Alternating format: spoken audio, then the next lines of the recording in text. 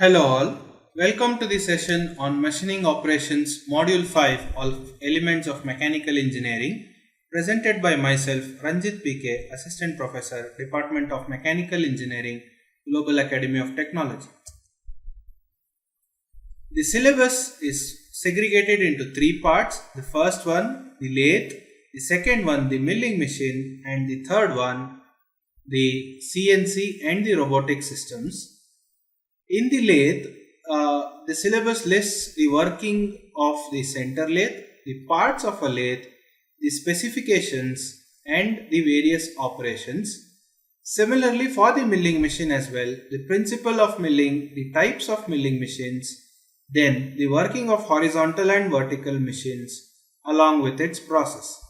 Whereas in the second part, the CNC, the computer numerical control, is introduced as a part of advanced manufacturing systems along with its components, types of systems, advantages, and information on centers, machining centers, and turning centers.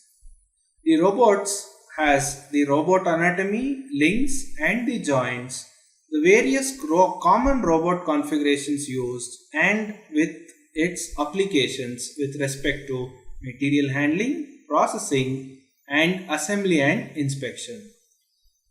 The video is going to be given in three parts. In the first part, we are going to concentrate on the lathe, that is the principle of working, the parts, the specification, and its operations. A lathe machine is known as mother of all machine tools because it was the first machine tool which came into being useful machine for metal cutting. It is a machine tool, meaning a power driven machine used for producing the components of required shape and size along with accuracy and finish by the way of removing material from the object that is to be used or workpiece. It is the most widely used machine tool. The appearance of a typical lathe machine is like this: the conventional lathe machine to the computerized lathe machine. The various parts here is listed in the form of a photograph. It is very important to understand the parts of lathe machine in order to understand the various processes. However, the writing of the sketch of a lathe machine and its part is not included. The same sketch in its two-dimensional view.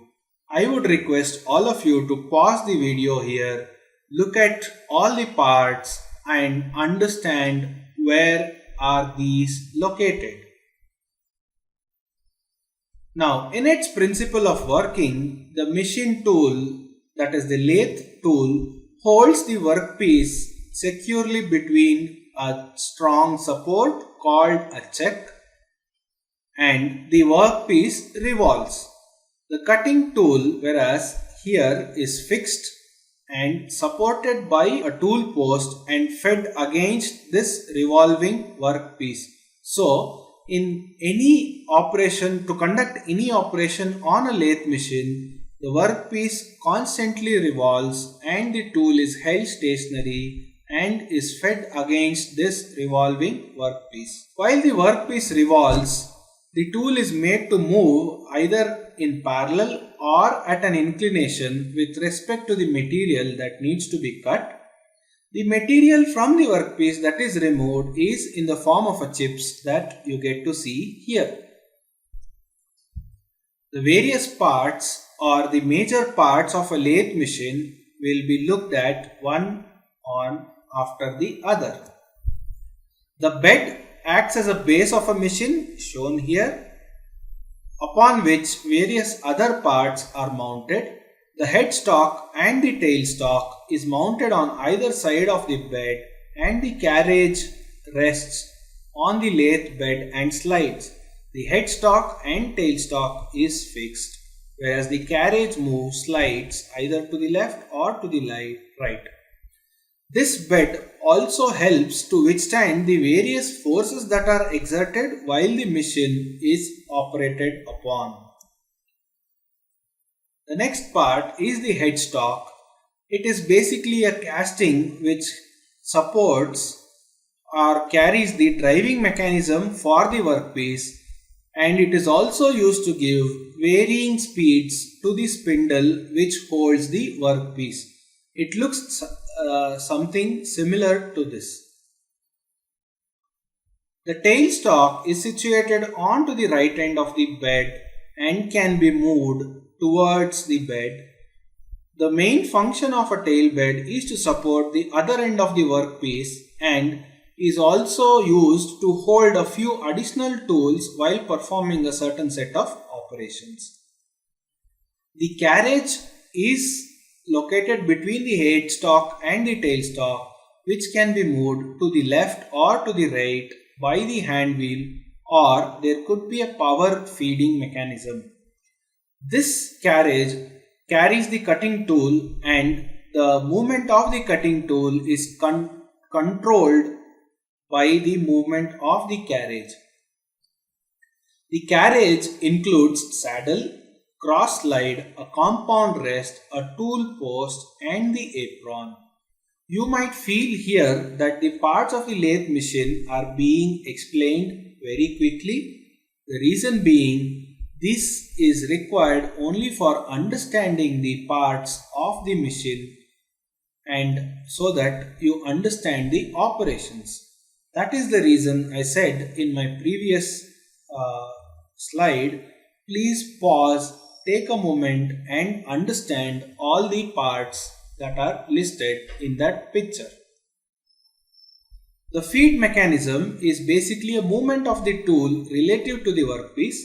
The feed could be longitudinal, it could be across, or it could be done at a particular angle. It is basically used to transmit the motion from the headstock spindle to the carriage.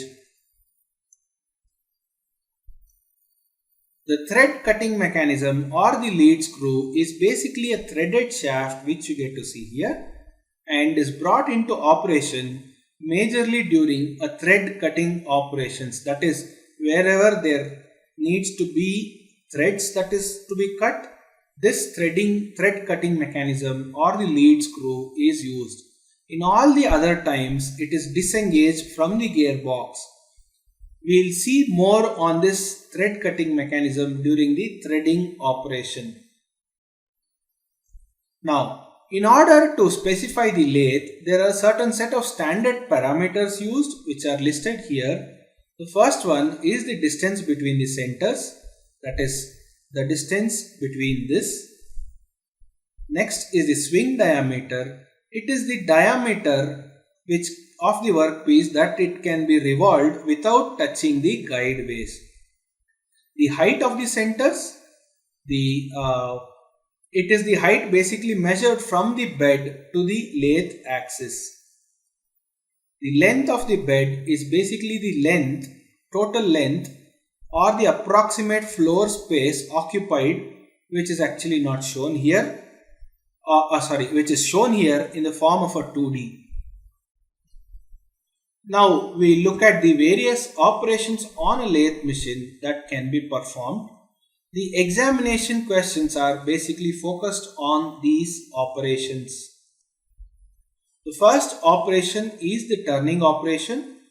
This operation is performed by holding the workpiece onto the chuck and moving the tool. In fact, for all the operations it is the case, the workpiece is rotating and the tool is stationary and is moved as required. In the turning operation, we produce a cylindrical surface by removing the excess material from the workpiece. The cutting tool is held in the tool post and is fed into the rotating workpiece parallel to the axis. You can look at this here. The tool is moved parallel to the axis of the workpiece. So the material is removed on this end, thereby reducing the diameter. So here in the turning operation, we are essentially reducing the diameter of the workpiece by moving the tool parallel to the lathe axis. The next operation is the facing operation. This operation is performed for machining the ends of the workpiece or to produce a flat surface. The cutting tool moves perpendicular to the axis of the workpiece as shown here, thereby reducing the length of the workpiece. In the turning operation, it is reduction in diameter. In the facing operation, it is reduction in length. The knurling operation involves producing outer surfaces with some impressions or depressions. These depressions are usually provided for better grip as compared to a smooth surface. You would have observed some dumbbells, some handles, some measuring instruments with a grip mechanism. This is nothing but produced by a knurling operation. These indentations are basically known as knurls.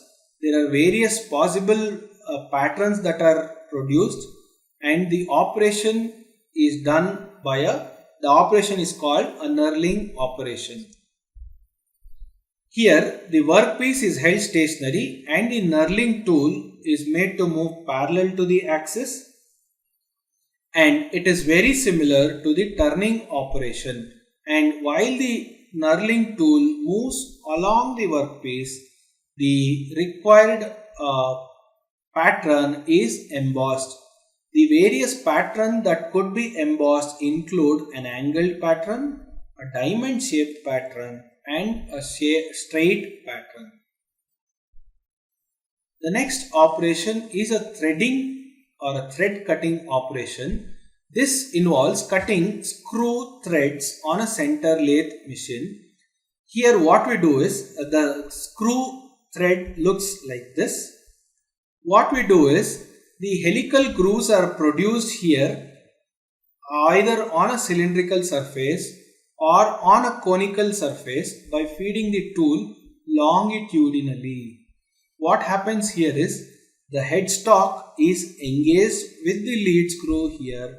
So as the gears in the headstock rotate, the lead screw also rotates and transforms this movement to the workpiece, and the thread is cut all along the workpiece. That is explained here. The motion is transmitted from the lathe spindles to change the gears and finally to the lead screw. The drilling operation is the process of producing a hole in the workpiece. In this operation, the tailstock is fitted with an additional tool that is called a drill.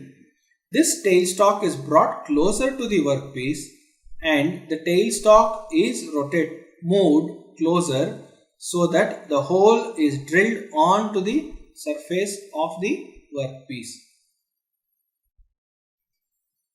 Taper turning is basically a process of producing a conical surface, that is a reduced diameter. The diameter here on this end is larger.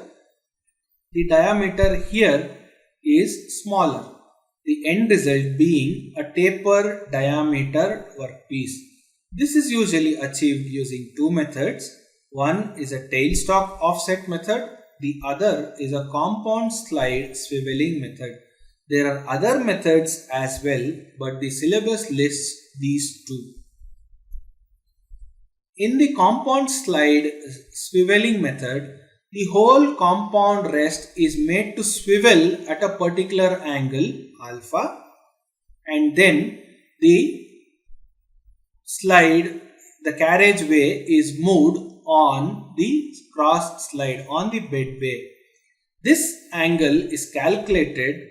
The taper angle is calculated using the formula d1 minus d2 divided by 2l, where d1 is the diameter on the larger end, d2 is the diameter on the smaller end, the L being the length of taper required. Once these parameters are known, the angle alpha can be calculated, and this alpha could be set for the compound rest on the carriageway. The next method involves tailstock offset method. This method of taper turning is usually used for producing longer tapers where the length of the taper is more. Here what is done is the tailstock is offset to certain angle and this tailstock is brought closer to the workpiece rotates and the tailstock is moved through. The taper can be turned between the centers only, and this method is usually not suitable for producing steep tapers. That is, the diameter on both ends are almost same, but the advantage of using a tailstock offset method is the length of the taper